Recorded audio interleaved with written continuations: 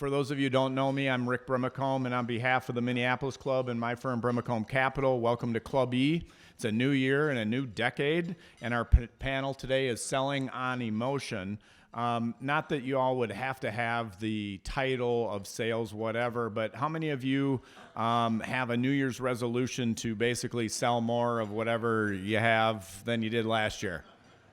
Okay, thought so. All right, so that's why we're all here to talk about selling on emotion. And technically, actually statistically, a lot of the New Year's resolutions start to fail in February, so it's still January, so we're still at it.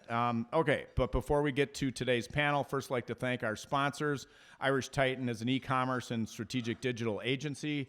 Darren Lynch is off to my far right over there. Boulay CPAs and business advisors. Jay Trumbauer is here, right here in the middle. And Jay and his team at Boulay have helped with some of the accounting and investment stuff I've been doing over the last handful of months. So thanks to Jay and your group for doing that. Highland Bank is a locally owned and family-owned community bank. I have in the far left Troy Rosenbrock and Angie Truckee. Barry, where are you? You're over there as well. Thank you to Highland Bank. Winthrop and Weinstein is a general practice law firm. Minnesota Sales Institute, who works with company leadership and sales teams to increase revenue. Scott Plum is on my panel. So Scott's one of our sponsors as well. And then the Network Connect is a catalytic gateway for connecting investors, companies, and service providers. The folks who are my sponsors are companies that I've interacted with before and continue to interact with. So to the extent you can, please work with them. I know they've done a great job for me and my portfolio companies. So again, really appreciate the support of our sponsors and can speak from firsthand experience to their ability to take care of your business needs. As far as RSVPing, try to get it into brown paper ticket at least 24 hours in advance. Helps the club with their planning, helps me with my inbox the day before. I don't get emails like, hey, do you got room for one more? The online reservations stop 24 hours in advance, so that's kind of the story there. You can go to the website clube.com to sign up for the newsletter to hear about future events. We also have a LinkedIn group where you can learn about stuff there. It's Club E-Minneapolis, a little under 3,000 folks in that group. And then last but not least, the Minneapolis Club. I know I got a couple of representatives of the club off to my left over there, Lynn and Bridget. The club has partnered with me on this group for 13 years. And they've been wonderful partners for me, and the club has been good for me both professionally and personally. And so anybody who would like to learn about the club, you can reach out to Lynn, Bridget, or myself, or Andrea there standing up in the back. She can help as well. Hi, Andrea.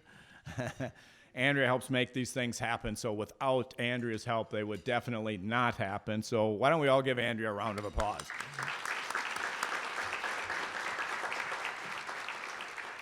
And she has to put up with all my random emails and taking care of all the details, so thanks to her. All right, future events. Club E Club E St. Paul, January 15th, Rocket Fuel for Your Business, EOS 2.0. Let's see, Chum is right here up in front. You can talk to her if you'd like to learn more about that. January 16th in Maple Grove, Design, Protect, Fund, and Market 4 keys for any new product. I'll be speaking at that one. That's January 16th. January 23rd, coming back here, is the Family Business Guide. February 6th, coming back here, it's actually an interesting one. Larry Abdo spoke about a year and a half ago or so, and Larry and Carol are going to be doing a husband-wife fireside chat with me, talking about love, marriage, and work, life in a family business. And they've been married for almost 50 years and have done like 27 different businesses together. So it's a heck of a story, and if you can work that into your schedule, that's February 6th back here. And then in March, Lucas Harmon, my analyst, Lucas is organizing a panel talking about igniting entrepreneurship early, starting and running businesses in your 20s and 30s. So that's what the future holds. In terms of our panel today, I'm going to just introduce everyone, then we'll circle back and let them tell you a little bit more about their backgrounds. First panelist is Paul Oman, who's owner and principal at Oman and Associates. And Paul and I have known each other from back in the hood when we were like this tall. Our kids were run as kids. His family and my family were running around together in Southwest Minneapolis. He comes from a large family and a couple of brothers, so we had a lot of interactions over the years. So it's a pleasure to have you here, Paul. Thank you very much for coming. Scott Plum is founder and president of the Minnesota Sales Institute, and Scott and I have interacted on a number of fronts on the business world, and he's helped me with stuff that I've been doing at both my firm as well as my portfolio companies. So thanks, Scott, for joining us. Kristen Krzyzewski is president of 11.2, and Kristen will probably tell us a little bit about the name because I asked her, so when I circle back to her, she can tell you about the name. And if you're a basketball fan, think of Mike Krzyzewski, and then you got her last name down, so that's her. And then last but not least, Terry Wu is a PhD and has his own firm as a neuromarketing consultant and owner of Neuromarketing Services. Terry, like other folks at the panel, I've had interactions with on a number of different occasions through the work world, and Terry has spoken a couple of different times, and so maybe you've seen him in St. Paul or at some of the other stuff I've done. A great addition to the panel, and Terry and the others really helped shape this conversation. So Scott and I started talking about what the panel might look like and what the topics might be, and obviously you all have responded to what we put together here because we have a great crowd, and thank you all very much for being here. So let me go back and everybody just spend a little bit of time talking about your individual backgrounds, and why don't we start with you, Paul? So, hello everyone. I'm Paul Oman. I've been in the public relations business for 30 years here in the Twin Cities. Most of my practice is on crisis and getting people out of trouble. The other half of my practice is getting people to where they want to go, whether that's through sales, marketing, advertising, whatever it may be. One of my specialties is helping people to learn how to sell better by using nonverbals and how they do that. We'll talk about that as we go today. Great. Scott? Thanks. My name is Scott Plum. My company, Minnesota Sales Institute, I work with really two groups of companies or two groups of salespeople. One is a group that's just getting into sales. They want to have a good foundation. They want to be able to develop the techniques and the skills and get into good, healthy habits as they have a career in sales. The other group are folks that have been selling for maybe 20 or 25, 30 years, and they just look at the marketplace and how the marketplace changes, and it just seems like the faucet is just turned off. And the marketplace is constantly changing, and if we don't change our sales conversations and change our relationships to have better sales conversations, then we kind of stall out and we feel like we're not in the right business anymore, or we feel like we need to cut our price to win the business, or we really lack the value proposition for how the marketplace has changed. So I work with a lot of companies on developing a value proposition and then working with their sales team on incorporating that value proposition into the marketplace. Thank you. Great. Thanks, Scott. Kristen, tell us a little bit about your firm and in particular the name 11.2. My corporation or my company partners with sales organizations to build training programs that help salespeople ascend and accelerate and break free from the burden of not knowing. 11.2 is the velocity an object has to travel to break free of the gravitational pull of the Earth. So the tie into that is I started my career at NASA as a flight control engineer, working in mission control in Houston and in Kaliningrad, and was very fortunate to be part of a 4-member team that built the basis of the NASA operations in Gagarin Cosmonaut Training Center. That work was very exciting, but it also taught me the value and the power in breaking really complex topics into small pieces and then having the ability to navigate through that content very quickly to solve problems. So that's the basic premise of 11.2. Great, thank you. Terry. Hi, my name is Terry Wu. I'm the owner of Neuromarketing Services. I'd like to imagine a scenario. You're going to open the ice cream stand at a state fair. So you're going to need to decide how many flavors of ice cream you're going to sell. 3 flavors or 10 flavors. You're not so sure, so you ask your customers how many flavors you should sell. Naturally, they're going to tell you they want more options. But if you're selling 10 flavors, that's not a good idea, because when people face too many choices, they cannot decide. You're much better off selling 3 flavors. This is the result of a research study. Neuromarketing is about understanding consumer buying decisions. It's based on psychology, neuroscience, and economics. At my company, Neuromarketing Services, we help businesses understand why customers buy their product and services. And also by applying neuromarketing principles, we can double, triple, or quadruple their ROIs in their sales and marketing. So I spent the last 30 years in neuroscience. Also, over the last 16 years, I've been in marketing. Neuromarketing is the perfect marriage between neuroscience and marketing. Great, thank you, Terry. Paul, why don't we come back down here? Tell us a little bit more about this topic from your perspective. Well, first let me congratulate everybody in this room, because this room was loud enough for me to know that everybody here speaks English. But did you guys also know that you're bilingual? Each and every person in this room is bilingual, because at the same time you're speaking English, you're speaking body language at the same time. So you're using cues to each other about how to engage with each other, and you're not really thinking about it. So what we train people to do is, how do you take that subconscious communication we all speak of body language and apply it consciously to get more of what you want by gendering different feelings among your target audience and yourself. Let me give you a quick example of how this works.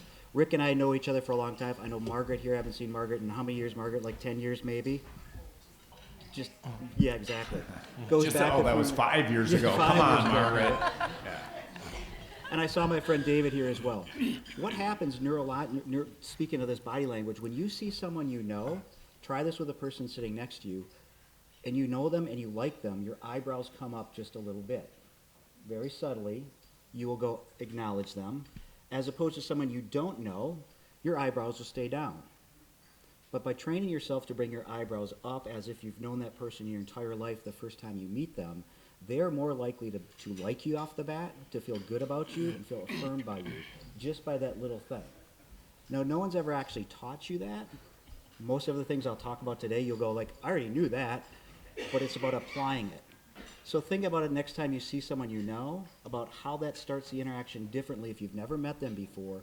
Act like you've known them your whole life. Because neurologically, I haven't seen Margaret in, 15 years, right? But our eyebrows both came up, because we know and like each other and have for years, as opposed to people I met for the first time, subconsciously, unless I made myself do it, we start from a position here as opposed to a position here. So you can shape your body language and how people feel about you just by consciously applying something that you do subconsciously. And that's just one of 20 different tells we all have that we can put in our arsenal to help us sell better. Great, thank you very much. Scott? Imagine you're going and looking for a new car after driving a vehicle for about 10 years, and you don't buy the vehicle. And then you get into your car after you've been driving it for 10 years, and you realize all the things that you're missing. That's all emotions that we're experiencing. Now, we go through that to a certain point where we're able to justify our decision on buying a new vehicle or a different vehicle. So we buy emotionally and we justify our decisions intellectually. And in most cases, we need about 3 reasons to make a decision. So if you look at all of the past decisions that you've ever made, do you usually have 3 reasons when it's more maybe of a want than a need? Of course, if you need a new furnace today, you're going to make a decision rather quickly.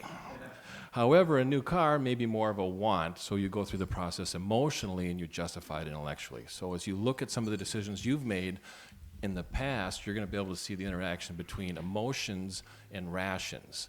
And if you ever made a mistake on anything and you reacted, it's probably the greater chance that any regret that you have is based on a reaction versus a response. So often when people get emotionally involved, they react versus consciously thinking about the decision and then responding. So it's really the balance between the two.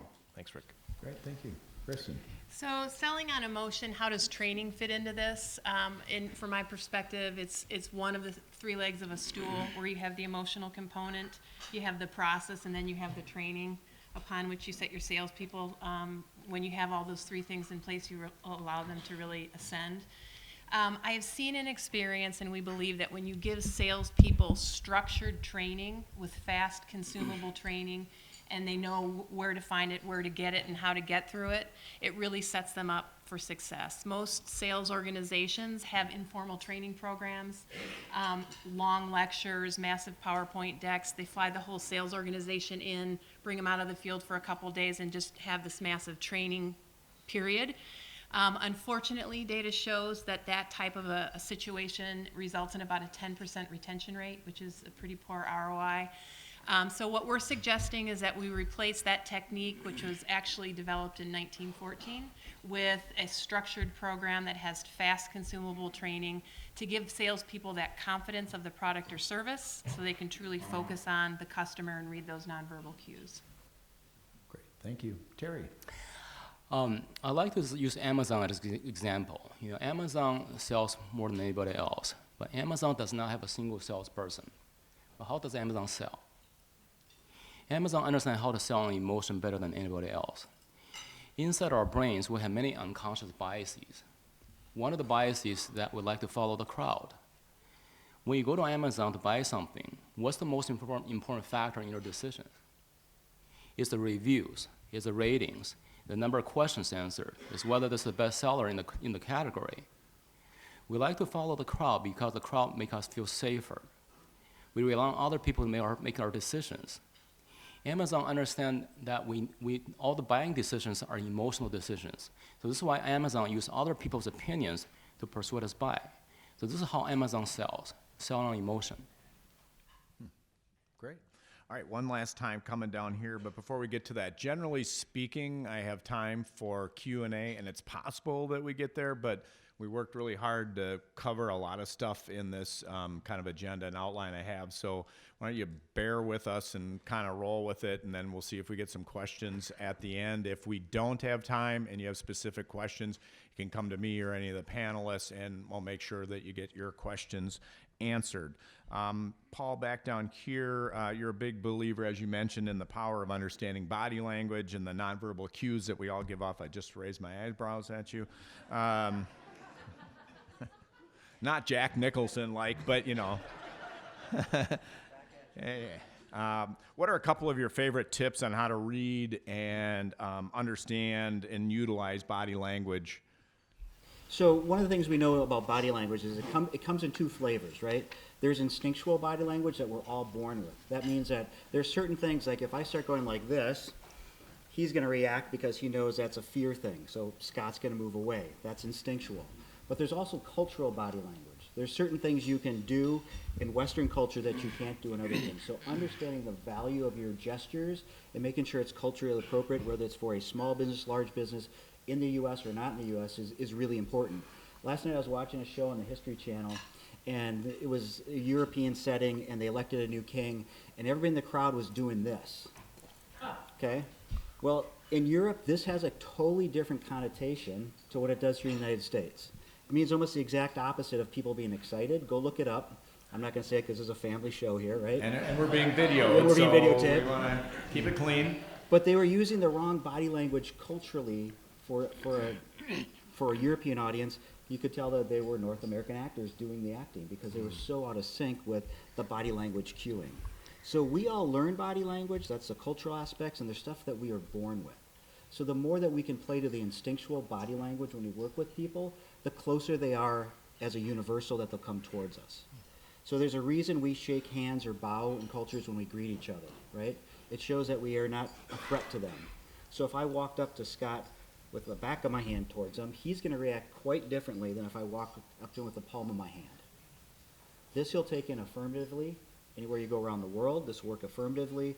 Anywhere across the world, if you come with the back of your hand to someone, they will first start off with, I don't trust that person, and they will subconsciously pull away from you.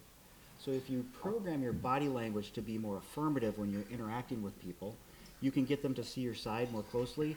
I can take the fear equation out of his mindset and get him more in an affirmative motion so that I can sell him more, I can get to know him faster, I can speed up all the processes just because I've changed the pronation of my wrists, my eyebrows, my chest, whatever it may be, to make it look more affirmative to him. So it's a very simple trick, but again, you have to consciously apply it just like the eyebrows. Great, thank you. Scott, as it relates to emotions, what are the strongest emotions prospects have when they're buying? And then the flip side of that, what's the strongest fear or the greatest fear folks have when they're making a purchase? Yeah. I think their primary response is people love to buy. It's an emotional experience. They love to buy, but they hate to be sold. And their emotions are selfish. So self-interest is probably the main emotion that really drives their motivation. You know, it's what's in it for me. Their favorite radio station is WWIFM. What's in it for me? And it's human nature. We're not going to be able to change that. But we can change is how we interact with them. So in interacting with prospects or customers or other people, if we change the perspective of the conversation, we put a prospect in the context of being a customer or a client, and we speak in that term, it's going to put them in that position to be able to realize some of the benefits that we offer and the gain that they're going to have when they end up working with us. Unfortunately, that does not have as much influence in a decision as cost, consequences, and risk.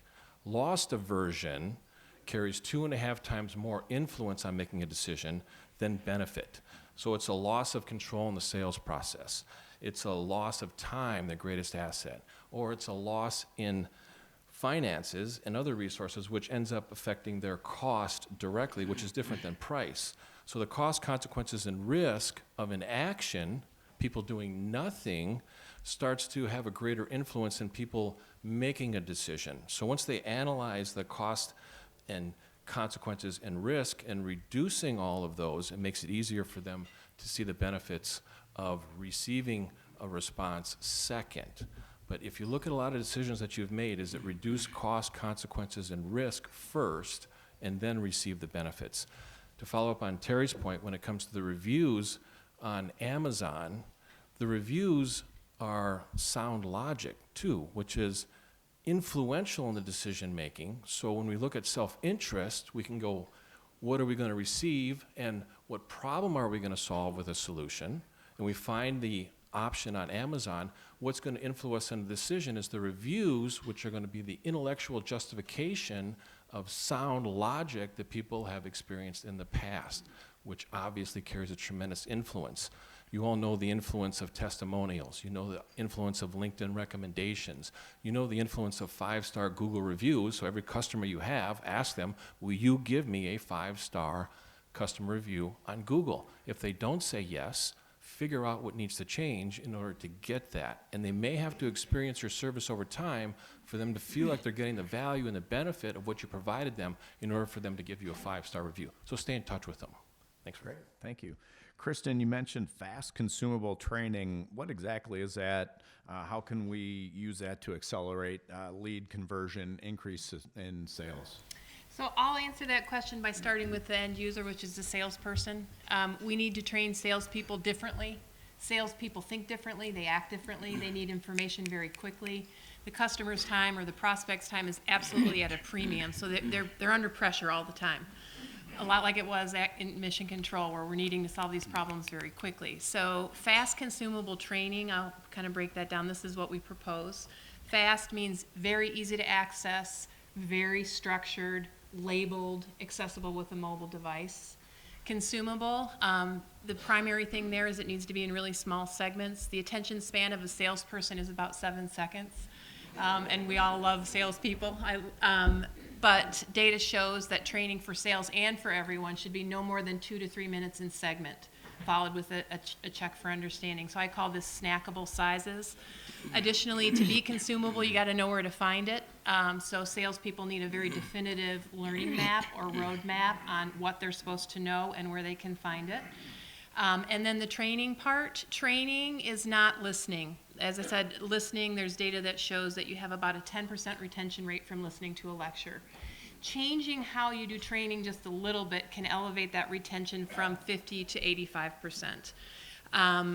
So what isn't fast consumable training, again, are those day-long long lectures and massive PowerPoint decks. So give your salespeople that type of training. They will qualify leads faster. Faster qualification is faster conversion, more sales. So fast consumable training, we really believe is a major game changer for sales organizations. Great, thank you very much. Terry, from a neuroscience perspective, why do consumers buy on emotion? The main reason is that all our decisions are shaped in one form or another by our emotions. I'd like to share with you one story, and this story demonstrates how strong of an impact the emotion can have on our decisions. When I say the name Charles Whitman, does it ring a bell? On August 1st, 1966, Whitman woke up in the morning. He killed his mother and his wife. He took 3 high-power rifles. He went to the University of Texas in Austin. He went up to the observation deck of the school's tower. He started shooting randomly. At the end, he killed a total of 16 people. He wounded another 31. And he was killed by the police.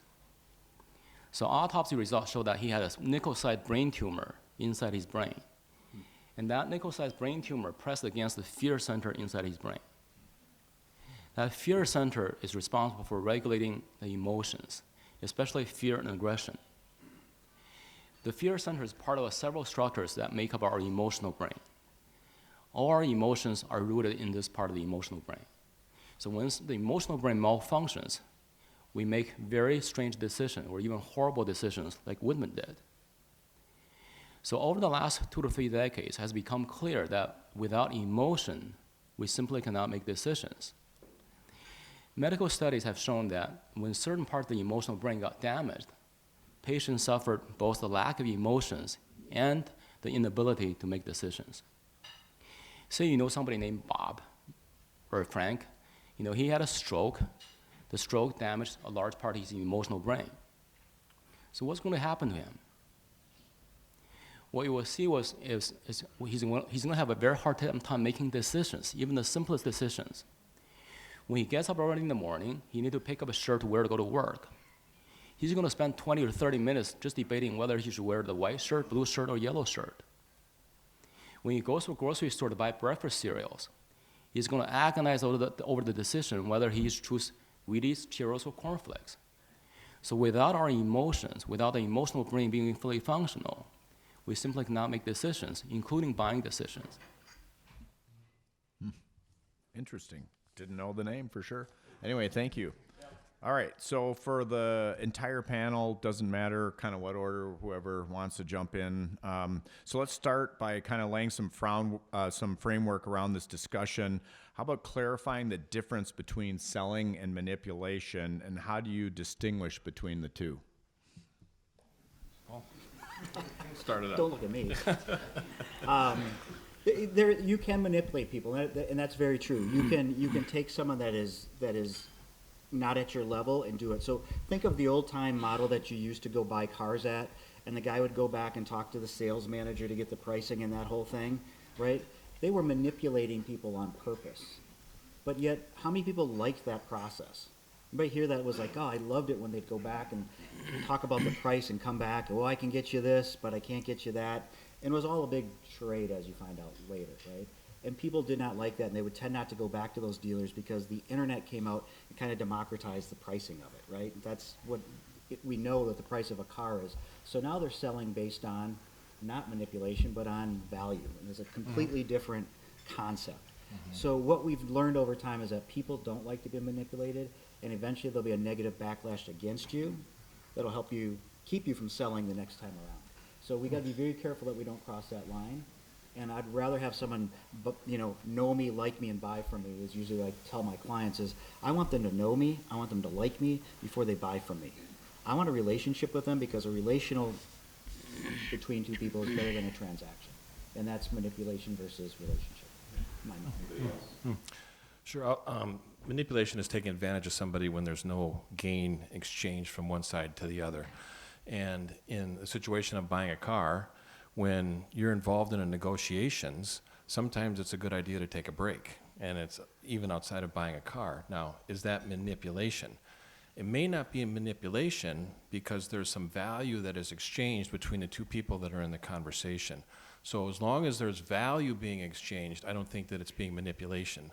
But if there's no value exchange and one person is taking advantage of another person's emotions, then it's totally manipulation. And in that case, I think that it's just deceitful in doing that, but it has to be an exchange of value.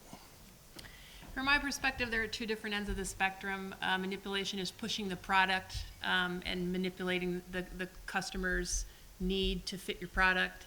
On the other end is truly listening, understanding what the customer needs, active listening, and having enough of product knowledge that you can understand whether or not your product or service would fit that unique need of the customer. From your marketing perspective, selling is about persuasion. Persuasion is about helping customers make their decisions.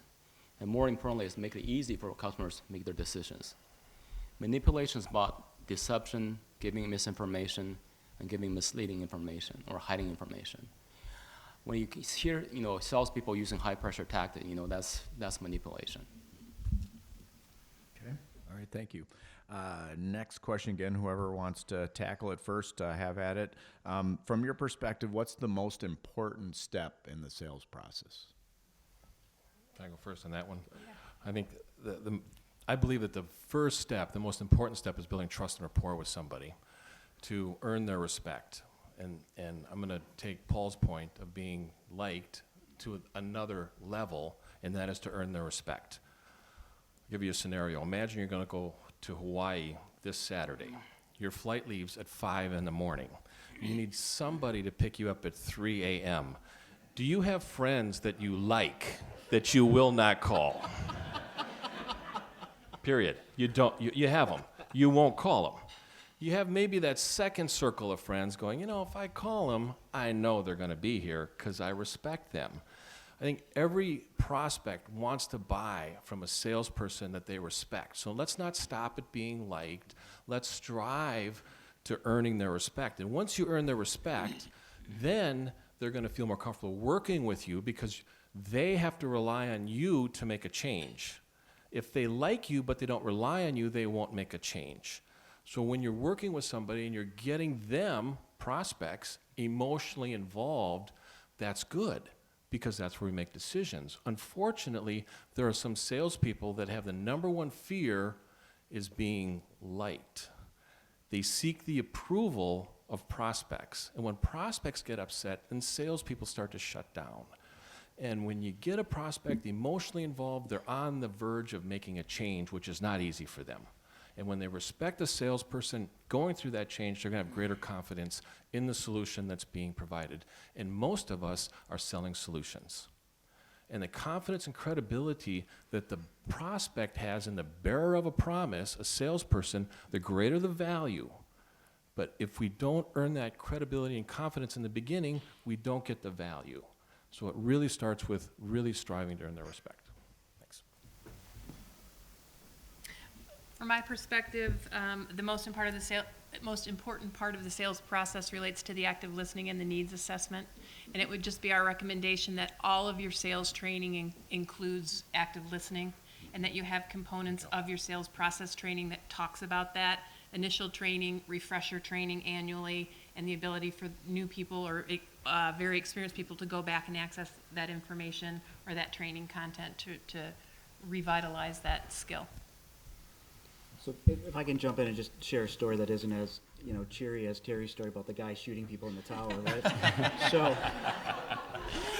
So a major hospital chain came to me a few years ago and they said, hey, will you help us market our surgery department? Because we're falling behind other surgery departments and patients are booking away and our reimbursement rates are going lower because for certain government programs, you get your reimbursement based on customer satisfaction scores. So they thought they would fix this problem, this marketing problem or sales problem, by glossier websites and stuff like that. And so I went over there, I watched the doctors, the surgeons interact with people, and I told them that wasn't their problem at all. Their problem was the rapport between the surgeon walking in after the surgery and the patient and not showing that kind of respect and human connection. And so we did an analysis of it, we watched the interactions going on, and now every surgeon that practices in that group for that hospital, they have to do 3 things. They have to walk in the room knowing the patient's name and not carrying a chart in front of them, because if you've ever been in the hospital and you're laying down after surgery and the doctor walks in and goes, oh, hey, Rick. The transplant of your kidney went well.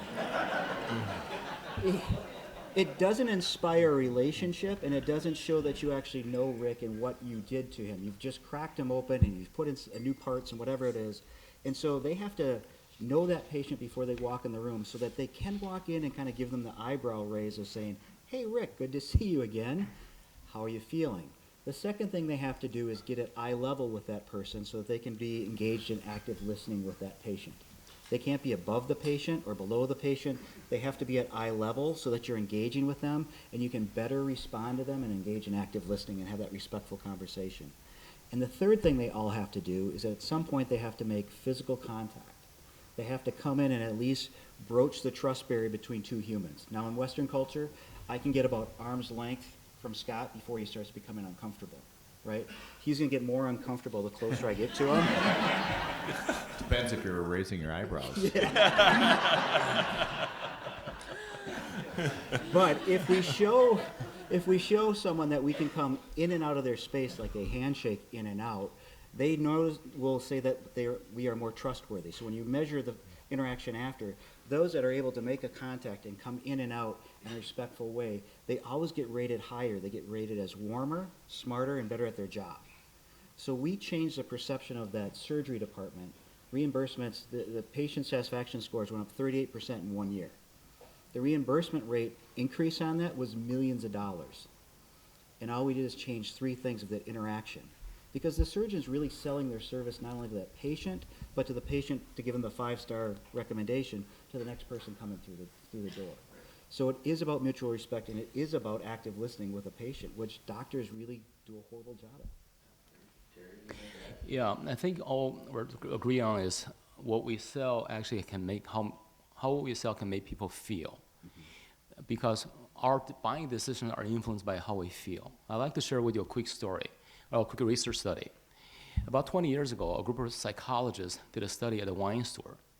They want to find out if the store's background music could influence shoppers' wine selections. So on certain days, they played pop music. And then on the other days, they played classical music. What they found out was the type of music did not influence the total number of bottles of wine sold. But on the days when they played classical music, people bought more expensive wines. So it makes perfect sense because when you hear classical music, you feel more relaxed, more romantic. I feel like I have more class, more taste. I'm going to spend more money. So how you feel can actually have a very strong influence on how you buy and how much you spend. Great, thank you. So if we want to sell an emotion, where and how do we start to get a better understanding about emotion? Kristen, your turn to start. Yeah. What I would say is, if we want to give the salesperson on the front line the ability to focus on the customer and hear and see, we have to give them that base level of product and product or service competence. So we have to have that structured training, fast consumable training, where they're walking through the door with that level of confidence. But we also have to train them on being able to read and perceive and understand emotion. So again, sorry to be a broken record here, but this initial training with fast consumable training, reminders, and then the ability to go back and access the information they need depending on what their questions are. So can I take a stab at that one too? Absolutely. So one of the things I didn't give in my bio is that I also teach at the University of St. Thomas. I teach both in the undergrad program and the grad program.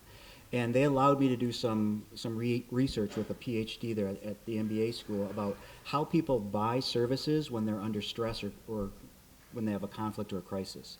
So if you have something that goes wrong in your business and it's never happened before and you've got to reach out to a crisis PR person or a lawyer, you usually will go to a referral, right? You'll make 3 phone calls and you'll decide who to buy.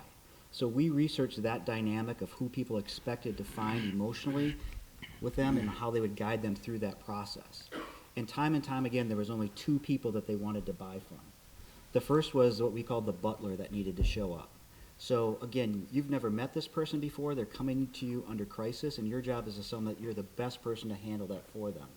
And people told us, as we did the research, I want someone that's going to take all my fears away from me and it's going to help me from start to finish. I want them to explain everything that's going to happen, how it's going to go, what it's going to be like at the end, and take care of each and every one of my needs. They wanted a butler to show up so they were emotionally kind of taken care of. For people who had been through crisis before, they didn't want the butler anymore because they had kind of been through it, right? So the first time people wanted a butler. The second time people wanted the mercenary. They wanted the best person to come in and get the job done and then let them get back to work. And so when we help people sell crisis services or legal services, we are asking them, who do you want to appear as on that phone call, and how do you do that, right? Because you're nonverbal on the phone. I mean, we're usually thinking about sales in person, but a lot of sales takes place on the phone, or the initial interaction or subsequent could take place on the phone as well. And so you have to show up emotionally, intellectually, rationally that way in a persona that works for them. And you can, again, people here have kids, like kids with cell phones, right? Answer me this question. When you talk to your kids on the phone, can you hear them roll their eyes at you, mom and dad? Right? Absolutely you can. Because your body language and your tone of voice comes across the phone. So about a third of human interaction is tone of voice. So if our tone of voice isn't locked in, and our tone of voice is related to our body language, if we're not fully present with that person to lock them in, we can't be multitasking on a sales call like that, because if we're typing something at the same time they're explaining their problem and we're going, yep, that's not being a butler or a mercenary.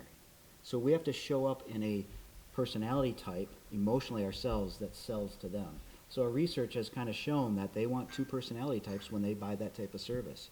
So then we go train people on how to show up as the mercenary or the butler to better sell them. I'll add that people buy for their reasons, not yours. And unfortunately, most salespeople that start a conversation don't really uncover some of the motivations that the prospect has on making a change. So I think one of the most important questions that a salesperson can ever ask a prospect is, I'm kind of curious, why are you deciding to make a change now? So what happened an hour before, or what happened a day before a prospect identified themselves? So you're going to buy for their reasons, not yours. The second thing that I really want to make clear is, if you don't know what they're talking about, you don't know what you're talking about. And so often, salespeople are so confident in their solutions, and they're trained to be a problem solver, they leave the office, they go out into the marketplace, and they're a problem solver talking about solutions all the time. When in reality, they should be a problem finder. And talking to people that want to make a change, asking questions for people to identify the cost, consequences, and risk of the main competition which everybody deals with, and that's inaction, prospects doing nothing, and then presenting the applicable solution that sticks to the problem, and that's where value is defined. Salespeople that go out into the field talk about solutions all the time, and they're not talking to somebody that has a problem and there's no sale. What's the salesperson's natural reaction? Well, they're not willing to pay enough, so let me cut the price. That's not true. There's not enough value because you're talking to somebody that doesn't have a problem, or they haven't realized a future problem of not changing something today. How many of us are still paying for long distance? None of us are. There's a time where we had to make a decision not to pay for long distance anymore. And it was a rational decision, but it's also emotional because it's money out of our wallet. So we have to make a change, so then eventually people talk to a prospect that has a problem, then you present a solution. That's where value is defined. Thanks. One thing I would start out with is I'm just trying to understand all the unconscious biases we have in our brains. As humans, we have close to 200 cognitive biases. And all these biases influence our decisions all the time without our awareness. And all these unconscious biases are rooted in emotions. One of the unconscious tendency we have is we want to follow the crowd. You know, with by following the crowd, we feel safer. This is why we need to check out the reviews, the ratings. There's another unconscious bias called the scarcity bias. If something scarce, we think, yeah, that must be valuable, must be good. And we have the loss aversion bias. Scott mentioned briefly about the loss aversion bias. Because we don't want to lose anything, we don't want to risk anything. This is why people want freebies when they buy something. If you add something free, you can sell more. Well, the people want free stuff not because we're cheap, simply because we all have this unconscious loss aversion bias at work. So just start understanding all the unconscious biases. Interesting. Didn't know that. Thank you. So getting into kind of nuts and bolts of things, how about sharing a few practical kind of techniques specific actions that sales leaders can build skills and knowledge around helping their folks sell more on emotion? I can start. One of the things I want to bring to your attention is be mindful how you frame your statements, because certain statements can trigger positive emotions and certain statements can trigger negative emotions. I can give you an example. You ask a group of people, can you live on 80% of your income? Most people will say yes. Then ask another group of people, can you give up 20% of your income? Most people will say no. But 80%, living on 80% of income versus giving up 20% of income, they're identical, but they trigger different emotional responses. You go to a supermarket, you buy ground beef. The ground beef is labeled as 80% fat-free. You buy it, but they change that label to 20% fat. Then you're not going to buy it. But 80% fat-free and 20% fat, they're identical, but they trigger different emotional responses. So be mindful how you frame your statements. They can trigger different emotional responses. So I will add, one thing sales leaders can do to equip their team to sell better on emotion. I am really fortunate. My company has some really brilliant people involved in advising that are at the MIT Sloan School of Management. And they've recently reminded me of the significance and importance of asking people what they need to succeed. Often we do that at the beginning, and then we feel like we're done. So we're doing that right now with salespeople, asking them what they need to have to make training better. And every single person that has answered this survey, which has been across the nation, has said, I don't really know where to find it. So the number one thing that we would suggest is centralize your training content. Many of us use multiple tools. They're all over the place. People aren't really sure where to find it. Put things in one location. Make very clear expectations of what is required to reach a certain basic level of knowledge and then to go to the next level, or a learning map. And then again, the third, fast consumable training with a very definitive structure. One other kind of side note here is for those of you who have distributor or distributed sales networks, we should be providing them with this basic training for free. This is how we get mind share. We invite them, we give them a basic training on our product or service, and then we make that available to them in their location to really sort of elevate that awareness and knowledge and mind share within the distributed sales network or dealer network. What I've learned in working with companies is that there is no sales process that is in place. And if you're managing the department, your VP of sales, manager, director, owner, if there's no process in place, you have a bunch of salespeople that have their own style. And they go, hey man, that's just the way I roll. And it's tough to determine the outcome of conversations when you're dealing with multiple styles. Now, style is important, but you can't manage what you don't measure. And when you're measuring a process, you're uncovering a system where you can identify efficiencies and inefficiencies to improve and find the kink in the hose and fix it. But in working with companies, I enforce and hold salespeople accountable to a process, but I never step on their style. And their style is their tone. Their style is their personality. The style is their ego. And every salesperson has got to have an ego when they go out into the marketplace, because that's how they survive and take on rejection. If they don't have that ego and confidence, then they don't have that flair that they need to be able to take on adversity, which is really working with a person that wants to change but is not comfortable at the time. And they're constantly dealing with inaction. And we all know that the cost of fixing a future problem is always greater than fixing a current problem. It's like, inviting me to work with a sales team. If we don't fix it now, it's going to be more expensive in the future because time is going to go by, the problem is going to increase, competition is going to be greater, market share is going to be reduced, and now it's going to take more energy to try to have an impact on it. But really working with somebody to make a change now is a salesperson applying empathy to a prospect and protecting their dignity and saying, you're not alone. I see that a lot. It's very common. And here's some of the things that we do to work with companies like yours. I use the term work with intentionally. I do not like the word help. Because help is saying, I'm up here, you're down here, let me save you, let me rescue you, let me take over. What's the number one fear prospects have of dealing with a salesperson? A fear of losing control. And who we come in saying, oh, let me help you, let me take over. Their guard goes up. And if we don't have the rapport established, and we're not practicing the active listening, the questions that we ask of prospects are not going to be returned with honest answers.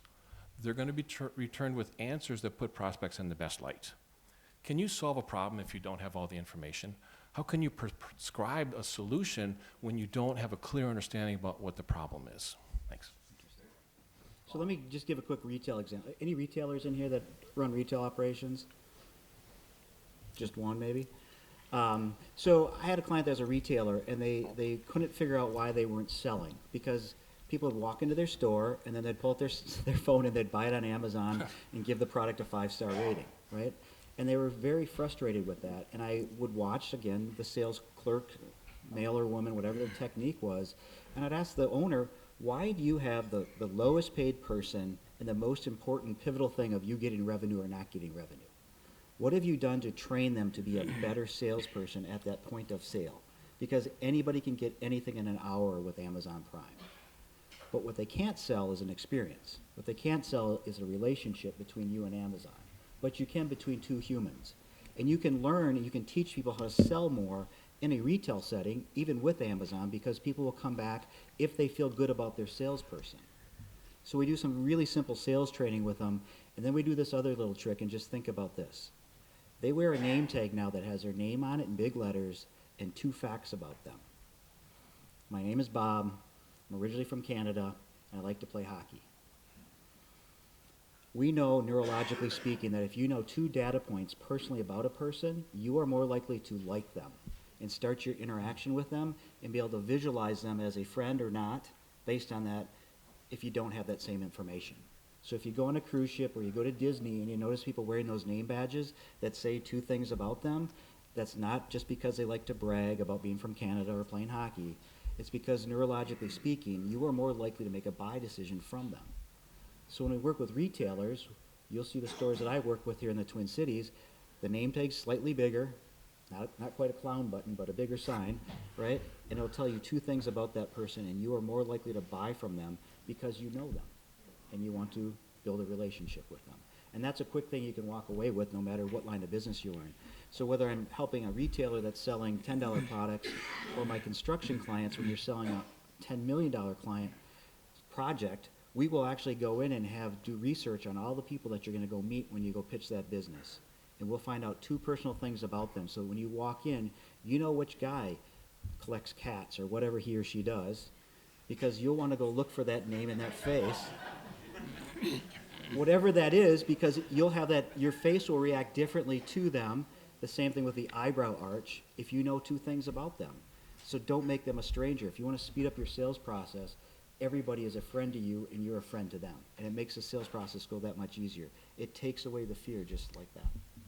All right, so we have a handful of minutes left. Let's go to lightning round, kind of a quick answer, and let's play off of that a little bit more. So talk a little bit about how training of frontline staff can help with the interaction with customers better, whether it's nonverbal cues or from an emotionally aware perspective. And let's hear from the whole panel, but we could start here, or whomever would like to start with that one. Well, let me just start since I kind of left off.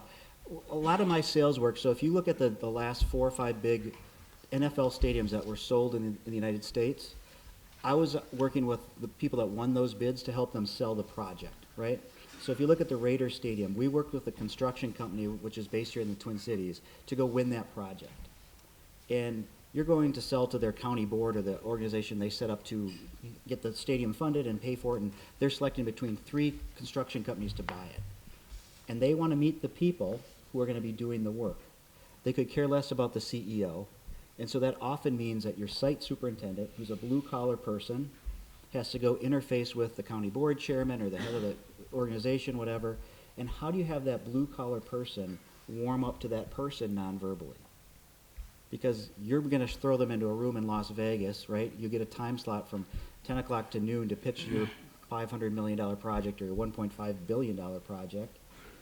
And it's in the hands of someone that is a construction superintendent because the client wants to meet that person. So how do you train that person to walk in and feel smooth and comfortable?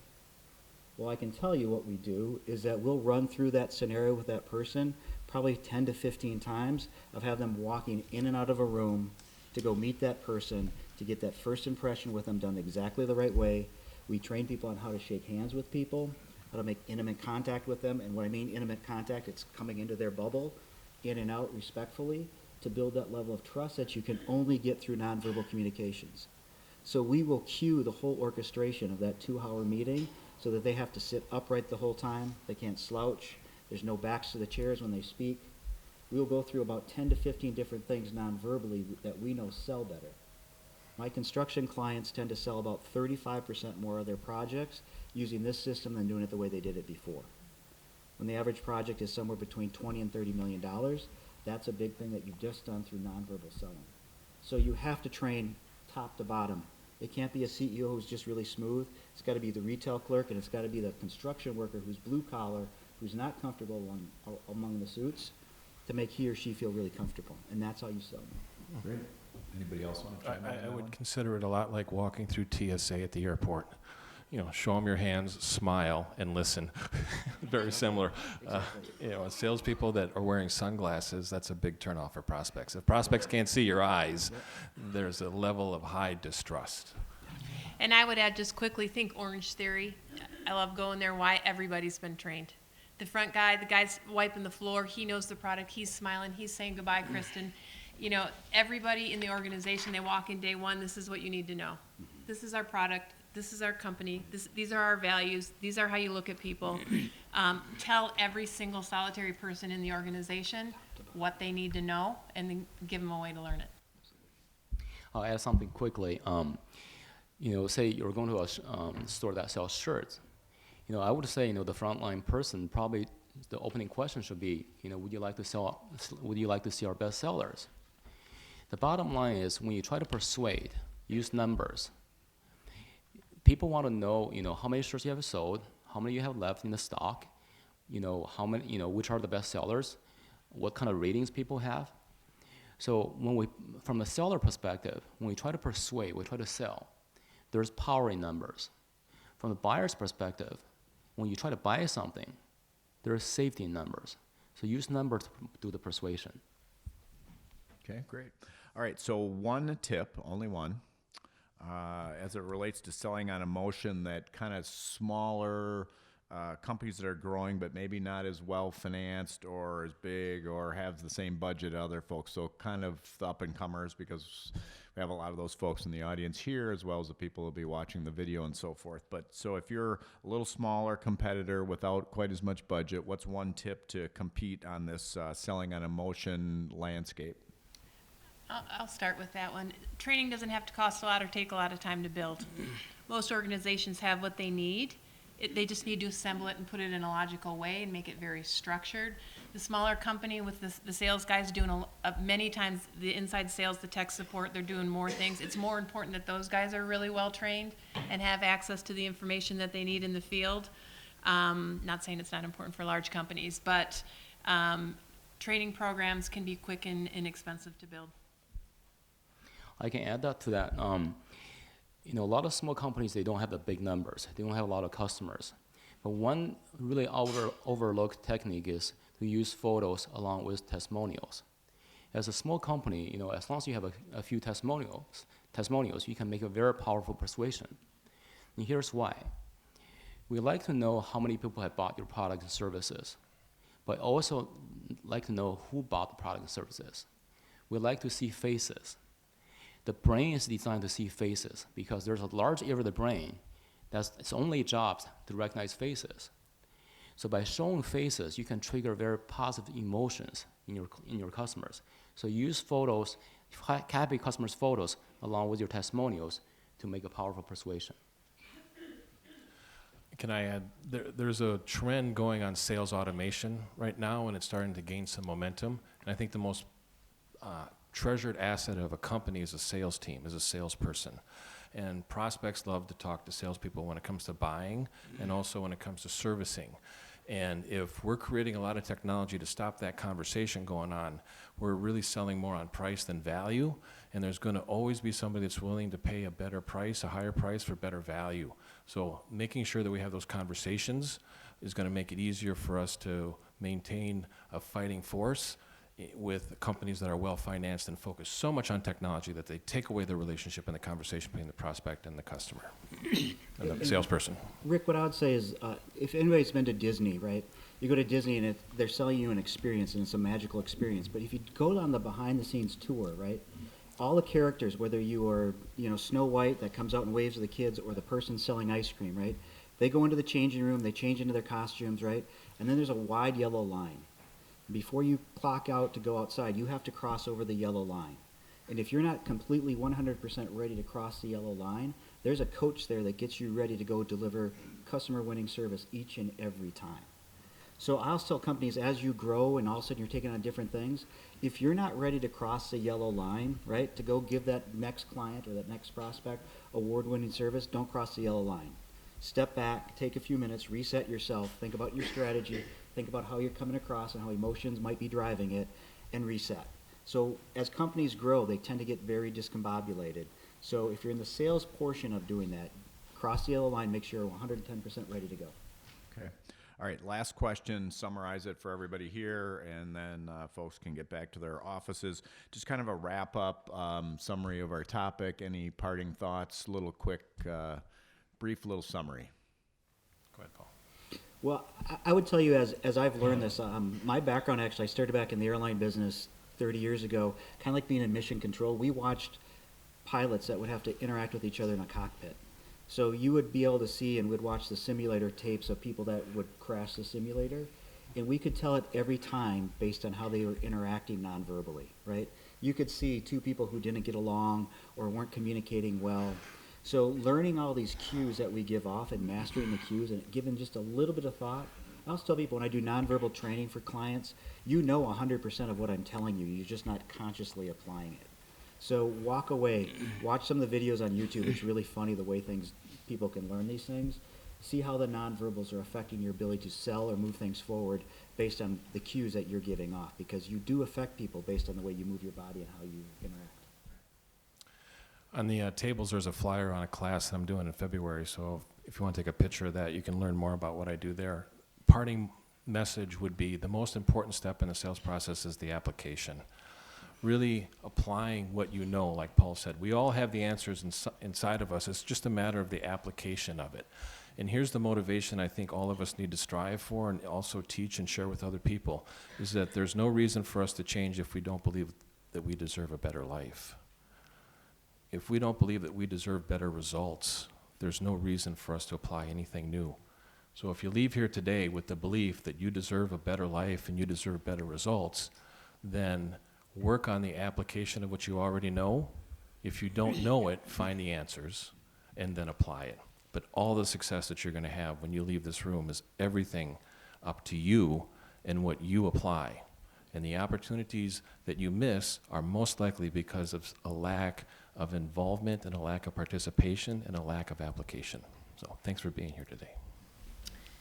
So many times when sales organizations aren't meeting plan, they're looking at hiring more people, thinking they need more people on their sales team. So what we suggest is that investing in the people you have, giving them the tools that they need to reach their max performance, 11.2, breaking free of the constraint of not knowing or not having access to the right information. Build a base of knowledge with your sales team, but then give them access to all that stuff they can't remember when they're out in the field with fast consumable training.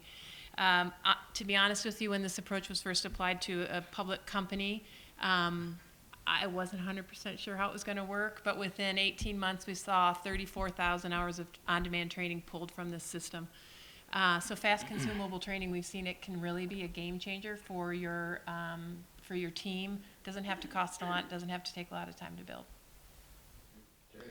I want to raise a question for you to think about it. And this question normally is for philosophers and neuroscientists.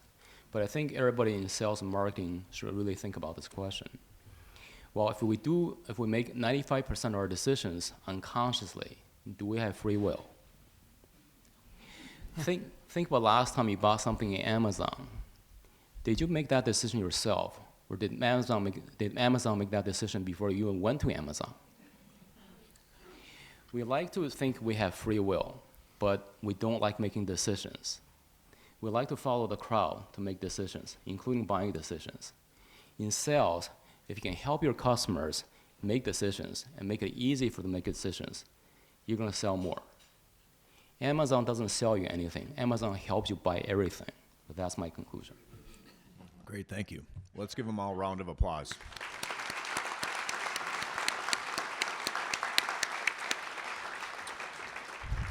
Thank you very much. Again, we can hang out as long as you'd like. Feel free to reach out to them or myself, and hope to see you soon. Happy 2020.